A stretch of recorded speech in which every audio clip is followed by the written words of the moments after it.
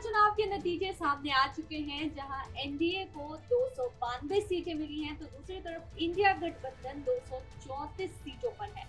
इधर इंडिया गठबंधन अपना समर्थन जुटाने में है और सोच रहा है कि कैसे वो अपनी सरकार बनाए। तो दूसरी तरफ एनडीए में भी ये चर्चा तेज है कि उसके सहयोगी दल जो हैं, वो अलग-अलग मंत्रालय की मांग कर रहे हैं। इसी पे और जानकारी के लिए हमारे साथ आशीष हैं। तो आशीष, इससे जुड़ी क्या जानकारी हम? देखिए, सबसे पहले जो अगर बात करें हम बहुमत की, तो बहुमत से तो बीजेपी, अगर अकेली बीजेपी की बात करें तो वो काफ़ी दूर नज़र आ रहे हैं और यही वजह अभी तक रही है कि जो तमाम तरह की कायदे चल रही है कि सरकार नहीं बन पाएगी एनडीए की, या फिर कुछ ऐसे सहयोगी दल हैं जो अपना समर्थन वापस ले लेंगे। ऐसे में सहयोगी दल जो हैं वो अहम रोल अदा करने वाले हैं, यानी कि वो किंग मेकर बन के उभरेंगे। जैसे कि अभी तक के जो सूत्रों के हवाले से जो खबर हमारे पास तक पहुँचे हैं, उसमें हम देख रहे हैं कि मंत्रिमंडल के लिए तमाम जो अब नई कैबिनेट बनेगी, अगर एनडीए की गवर्नमेंट बनती है, तो मंत्रिमंडल के लिए तमाम तरह की जो सहयोगी दल है, उनके अपने-अपने मांग है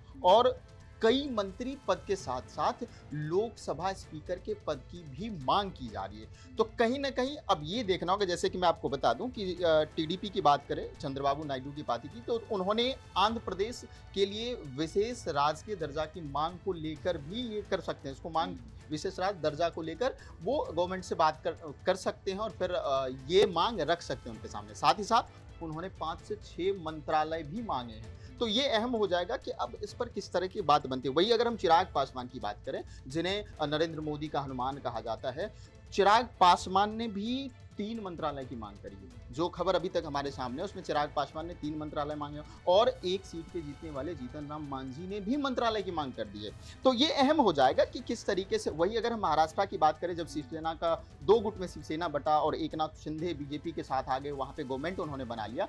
उसके बाद अब इस लोकसभा चुनाव में शिंदे गुट ने भी कैबिनेट मंत्रालय की मांग की है और ऐसा नहीं है कि सबने एक कैबिनेट मांगा है, किसी ने 2, किसी ने 3, इस तरीके की कैबिनेट मंत्रालय की मांग की गई है। तो ये अहम हो जाएगा कि इस बार, और सबसे अहम जो खबर बन के कल से ही चल रही थी कि नीतीश कुमार, बिल्कुल जो उनका रवैया रहा है अभी तक के पूरे चुनाव में या फिर उनके राजनीतिक पूरे करियर के दौरान, वो पलटने के लिए जाने जाते हैं। ऐसे में ये देखना अहम होगा क्योंकि उन्होंने भी मंत्रालय की मांग की है और जैसे कि अभी कुछ देर पहले एक बयान आया था जेडीयू महासचिव केसी त्यागी का, उन्होंने कहा है कि उनका एक मांग है एनडीए के साथ रहने का कि बिहार को विशेष राज्य का दर्जा मिले। तो ये एक मांग अहम हो जाता है जेडीयू की तरफ से। और दूसरी बात, अभी जो एक विजुअल्स हमारे सामने निकल के आए थे कि जब एनडीए और इंडिया अलायंस दोनों की आज बैठक दिल्ली में होने वाली है, उस बैठक को लेकर जब बिहार से फ्लाइट निकली थी तो उसमें नीतीश कुमार और तेजस्वी यादव एक ही फ्लाइट में आगे पीछे बैठे हुए थे। तो कहीं ना कहीं अब ये देखना होगा कि जो एनडीए गवर्नमेंट अगर बनती है तो किस तरीके से तमाम जो मांगे हैं ये सहयोगी दलों का,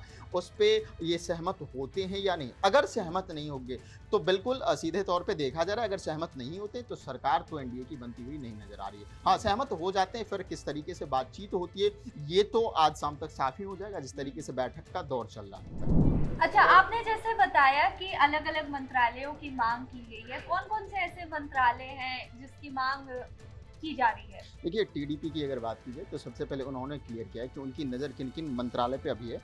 तो एक तो उनका है कि लोकसभा स्पीकर जो पद वो चाह रहे हैं, और दूसरी सड़क एवं परिवहन मंत्रालय पे भी उनकी नज़र बनी हुई है। और तीसरी जो उनके नज़र में एक और मंत्रालय है वो ग्रामीण विकास मंत्रालय है। फिर स्वास्थ्य संबंधित मंत्रालय भी इन पर इनकी नज़र है। साथ ही साथ शहरी एवं आवास एवं शहरी मामले मंत्रालय, ये भी अपने नज़र में बनाए हुए हैं। कृषि मंत्रालय की भी मांग वो कर सकते हैं और साथ ही साथ जल शक्ति मंत्री की भी डिमांड इनकी ओर से आ सकती है क्योंकि इन पर भी इनकी नज़र है। सूचना एवं प्रसारण मंत्रालय, साथ ही साथ शिक्षा मंत्रालय और वित्त मंत्रालय की भी मांग इनकी ओर से की जा सकती है। तो ये देखने वाली बात होगी कि इस तमाम जिन पर इनकी नज़र है चंद्रबाबू नायडू की, क्या इनके लिए एनडीए सहमत होते हैं या नहीं। क्योंकि ये तमाम मंत्रालय जो हमने बताया कि अभी जिनकी मांग की जा रही है इनकी ओर से या जिन पर नज़र बनाए हुए हैं, ये तमाम ऐसे मंत्रालय हैं जो कोई भी गवर्नमेंट चाहते हैं कि हम अपने पास रखें और उनकी पकड़ अपने हाथों में रखें। तो ऐसे में ये देखना होगा कि क्या इन मंत्रालयों पर बात बनती है, चंद्रबाबू नायडू सहमत होते हैं या फिर